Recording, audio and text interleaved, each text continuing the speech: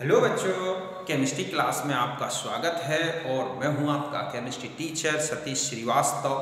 आज मैं आपके लिए जो टॉपिक स्टार्ट कर रहा हूं और ये टॉपिक है गैर-ल्यूशा लॉ या इसी को बोलते हैं अमांटॉन्स लॉ।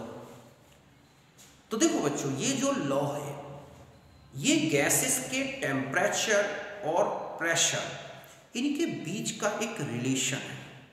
इस लॉ में क्या बोला गया कि at constant volume the pressure of given mass of gas increases और decreases by 1/273 of its pressure at 0 degree centigrade for every 1 centigrade rise और फॉल इन द टेम्परेचर।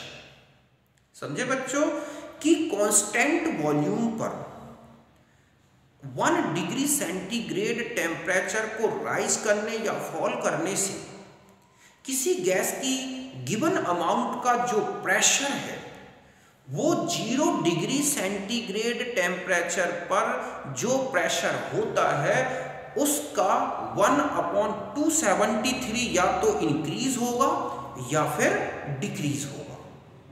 और यही मैंने यहां लिखा है कि at constant volume the pressure of given mass of gas increases और decreases by 1/273 of its pressure at 0 degree centigrade for every 1 centigrade rise और फॉल इन द टेम्परेचर। समझ गए बच्चों कि स्थिर आयतन पर किसी गैस की दी गई मात्रा का जो दाब है 1 सेंटीग्रेड तापमान बढ़ाने से या घटाने से अपने 0 डिग्री सेंटीग्रेड ताप पर प्राप्त दाब का 1/273वां भाग बढ़ता है या फिर घटता है। 1 डिग्री सेंटीग्रेड अगर राइज करोगे तो 1/273 इंक्रीज हो जाएगा। 1 डिग्री सेंटीग्रेड अगर हम फॉल करेंगे तो 1/273 क्या हो जाएगा, ये जो वॉल्यूम है प्रेशर है वो क्या हो जाएगा, डिक्रीज हो जाएगा। तो यहां तक बात समझ गए, पहले आप इसे नोट करें।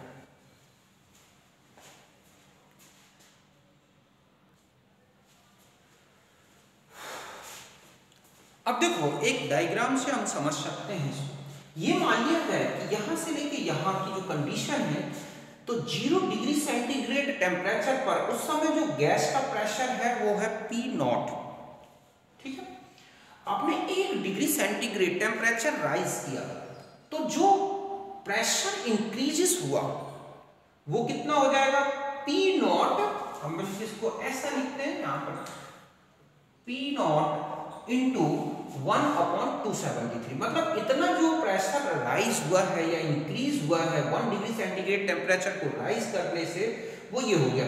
अगर हम कहें कि 2 डिग्री में कितना राइज होगा या इंक्रीज होगा तो 2 डिग्री सेंटीग्रेड टेम्परेचर को राइज करोगे तो जो प्रेशर इंक्रीज हुआ वो हो जाएगा P0 into 2/273 at 2 degree centigrade rise in temperature.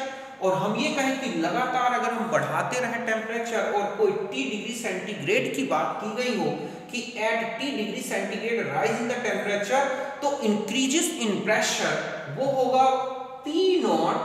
इस तरह से ले लें यहाँ पर P0 into T degree centigrade upon 273, मतलब यहां से लेके यहां तक टोटल जो इंक्रीज हुआ प्रेशर वो कितना हो गया, P0 into T degree centigrade upon 273। तो टोटल प्रेशर कितना चेंज हुआ या कितना हो गया, T डिग्री सेंटीग्रेड टेम्परेचर पर टोटल गैस का जो प्रेशर है वो कितना हो गया। हम इस तरह से ले सकते हैं कि at 0 degree centigrade temperature of gas को हमने क्या लिया है, P0। At 1 degree centigrade temperature rise किया, ठीक है, तो टोटल प्रेशर हो गया P0 plus P0 into 1/273। 2 degree में हो जाएगा P0 प्लस P0 इंटू 2/273। तो T डिग्री सेंटीग्रेड पर अगर टोटल प्रेशर PT है तो ये हो जाएगा P0 plus P0 into T degree centigrade upon 273 means P total pressure at T degree centigrade equal to हो जाएगा P0। ठीक है, और इस तरह से हमने इसमें से P0 कॉमन ले लिया तो हो गया 1 plus T degree centigrade upon 273। इसका मतलब है कि अगर टेम्परेचर 273 डिग्री सेंटीग्रेड इंक्रीज कर दें तो जो प्रेशर होगा वो इनिशियल प्रेशर का डबल हो जाएगा, और माइनस में कर दें इतना तो जीरो हो जाएगा। तो यहां तक बात समझ गए होगे। अब हम आगे बढ़ते हैं, हम इसको ऐसा ले लें P total upon P naught, तो यहां आ जाएगा क्या 1 plus T degree centigrade upon 273 या P naught PT upon P naught equal to 273 plus T degree centigrade upon 273। अब यहां आ गया हम 273 plus T degree centigrade equal to T K, और 273 इक्वल टू हो गया क्या T नॉट के। मतलब ये हो गया 0 डिग्री सेंटीग्रेड टेम्परेचर जिसको हम T नॉट के केल्विन के रिप्रेजेंट कर रहे हैं, और ये हो गया किसी T सेंटीग्रेड पर। तो हम इसको ऐसा लिख सकते हैं कि इसकी जो वैल्यू है हम इसको किस तरह से कि PT upon P naught equal to T K upon T naught K, means हो गया T केल्विन के टेम्परेचर में करस्पॉन्डिंग प्रेशर हो गया PT, 0 डिग्री सेंटीग्रेड के करस्पॉन्डिंग मतलब 273 केल्विन के करस्पॉन्डिंग में जो प्रेशर है वो है P नॉट। तो ये जो और आगे बढ़ा दें हम इसको, तो हमें PT upon T K equal to P naught upon T naught K, means ये क्या होगा कांस्टेंट रहेगा। मतलब ये रेशियो और ये रेशियो बराबर है, इसका मतलब चाहे कितना भी टेम्परेचर चेंज करें हम देखेंगे कि ये रेशियो कांस्टेंट बना रहेगा, और यही हमारा लॉ है। तो यहां तक बात समझ गए होंगे। मैं अब इसको मिटा देता हूं, देखो इस तरह से और आगे बढ़ा दे हम, और इसको देखते हैं कि क्या कह रहा है गैलीशाक लॉ। तो हम जनरल में ये कह सकते हैं जनरल कि यहां आ गया हमारे पास P upon T equal to K, means P directly proportional to the T, और यही है गैलीशाक लॉ। ये क्या बोल रहा है, इसमें क्या कह सकते हैं कि pressure of given mass of gas is directly proportional to the absolute temperature। मतलब टेम्परेचर किसमें हो केल्विन में, तब प्रेशर जो है गैस का वो डायरेक्टली प्रोपोर्शनल होगा टेम्परेचर का। और किसी डिग्री सेंटीग्रेड टेम्परेचर पर अगर आपको प्रेशर कैलकुलेट करना है गैस का, तो ये रिलेशन यूज कर सकते हैं। तो यहां तक बात समझ गए होंगे। हम इसको और आगे देखो, इसको हमने ग्राफिकली अगर देखें कि कब गैस का प्रेशर जो है वो P नॉट होगा, कब गैस का प्रेशर 0 होगा, और कब गैस का प्रेशर डबल हो जाएगा, तो हम इसको एक ग्राफिकली इस तरह से देख सकते हैं कि यदि हम यहाँ पर इस तरह से ये लें, ये हो गई x एक्सिस में और ये है y, यहाँ पर हम टेम्परेचर डिग्री सेंटीग्रेड पर और यहाँ पर हम प्रेशर ले लें, तो आप देखोगे कि इसका जो ग्राफ है वो यूं आएगा। ये जो इतना रीजन है ये है P नॉट, क्योंकि यहाँ पर है 0 डिग्री सेंटीग्रेड, -273 डिग्री सेंटीग्रेड, और यहाँ पर हम मान लिया जाए कि सपोज यहाँ पर है 273 डिग्री सेंटीग्रेड। तो यहाँ पर भी अगर हम देखें कि PT इक्वल टू, तो P not 1 plus T degree centigrade upon 273, अगर हम T डिग्री सेंटीग्रेड -273 यूज करते हैं तो PT equal to P not 1 minus 273 upon 273 means P naught equal to 0। इसका मतलब ये हुआ कि इस टेम्परेचर पर it means -273 degree centigrade temperature pressure of gas will be 0। मतलब है कि यहाँ पर गैस का प्रेशर 0 हो जाएगा -273 डिग्री सेंटीग्रेड पर।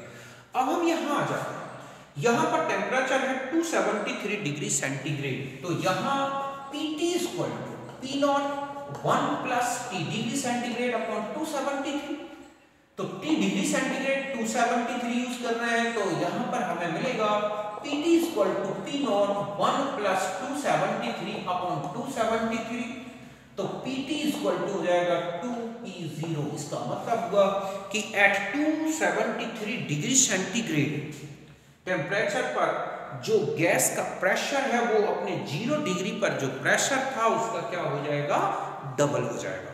और 0 डिग्री पर P नॉट था, तो आप देख रहे हैं कि at 273 degree centigrade the pressure of gas is equal to the double of pressure at 0 degree centigrade. तो इस तरह से ये रिलेशन है किसका, गैलियो-शार्क लॉ का। और आगे अगर हम इसके जो न्यूमेरिकल क्वेश्चन सॉल्व करेंगे, हम देखेंगे कि उसके लिए हमें क्या रिलेशन यूज करना होगा। तो अभी आपने देखा कि P upon T equal to K means P1 upon T1 equal to P2 upon T2। इस रिलेशन से हम क्वेश्चन जो है न्यूमेरिकल प्रॉब्लम्स जो हैं वो उनको सॉल्व करेंगे। तो यहाँ तक आप अच्छी तरह समझ गए होंगे। अब हम इसके ग्राफिकल रिप्रेजेंटेशन में आ जाते हैं गैलियो-शार्क लॉ को। तो जैसे आपने चार्ल्स लॉ में देखे थे ग्राफ्स, बिल्कुल सेम उसी के जैसे है।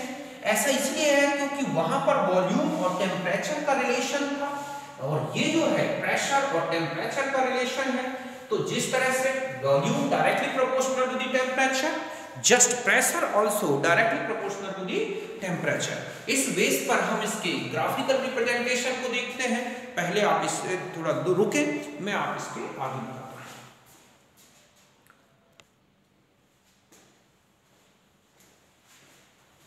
अब देखो बच्चों, अगर हम इनके ग्राफिकल रिप्रेजेंटेशन में आ जाते हैं तो फर्स्ट है B वर्सेस T।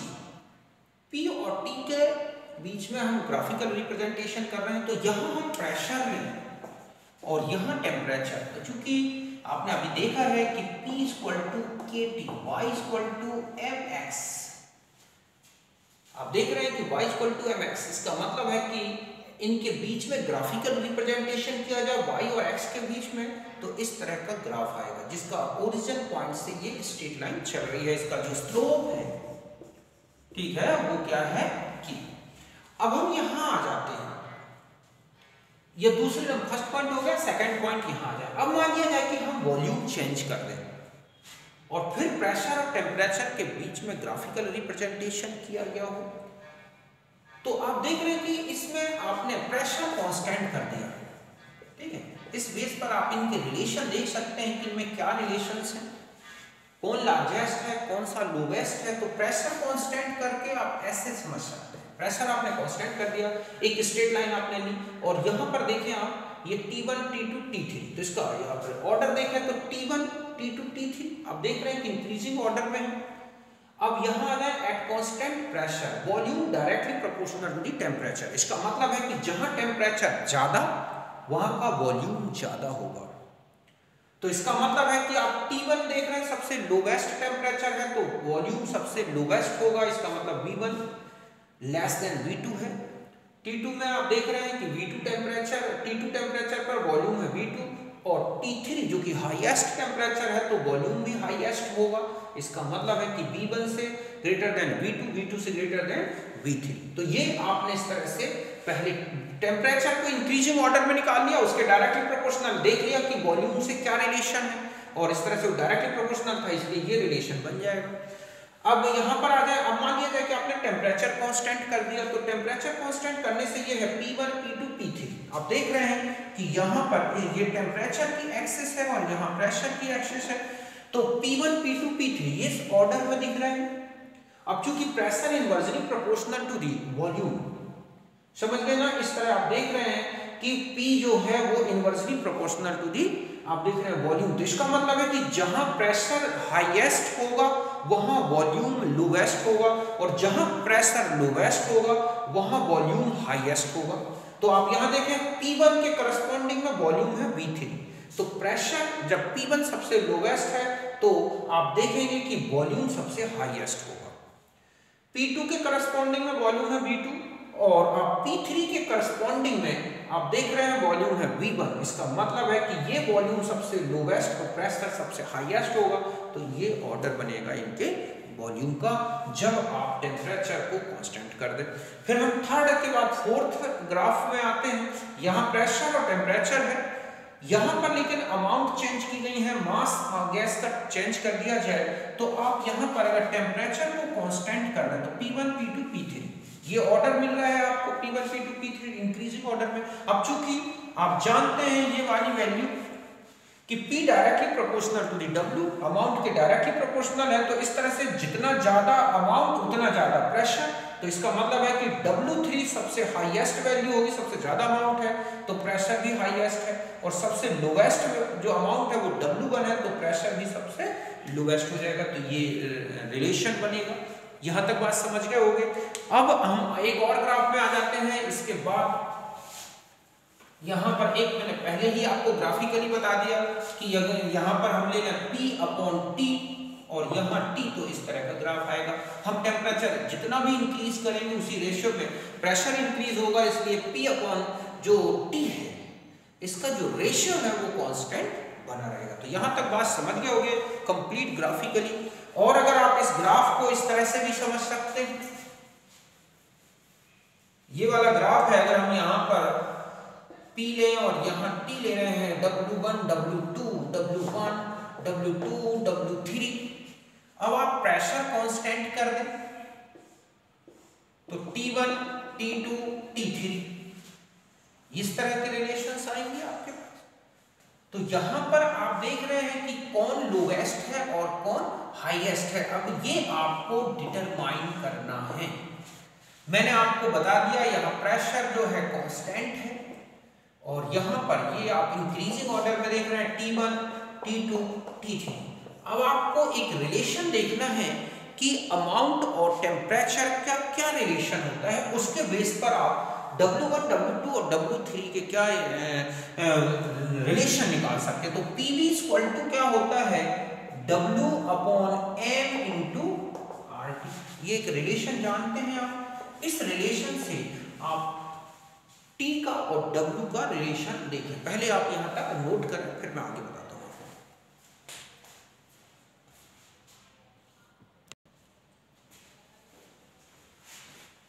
अब यहां आ जाए, मैंने आपको ये टेम्परेचर का रिलेशन बता दिया। अब आपको बताना है कि इनके बीच में क्या रिलेशन आएगा। तो देखो PV equal to W/M into RT, ये रिलेशन होता है। यहां हम ऐसा ले लें PV/W इक्वल टू RT/M। तो इसका मतलब है कि T inversely proportional to the W।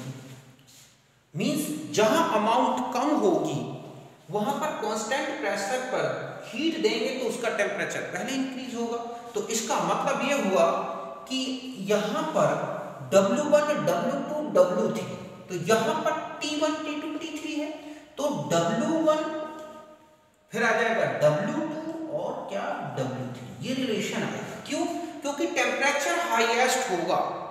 अगर कांस्टेंट प्रेशर है तो कम अमाउंट ली जाए ना, तो वहां टेम्परेचर जल्दी इंक्रीज होगा। तो अमाउंट कम तो टेम्परेचर ज्यादा। क्यों? क्योंकि ये रिलेशन है।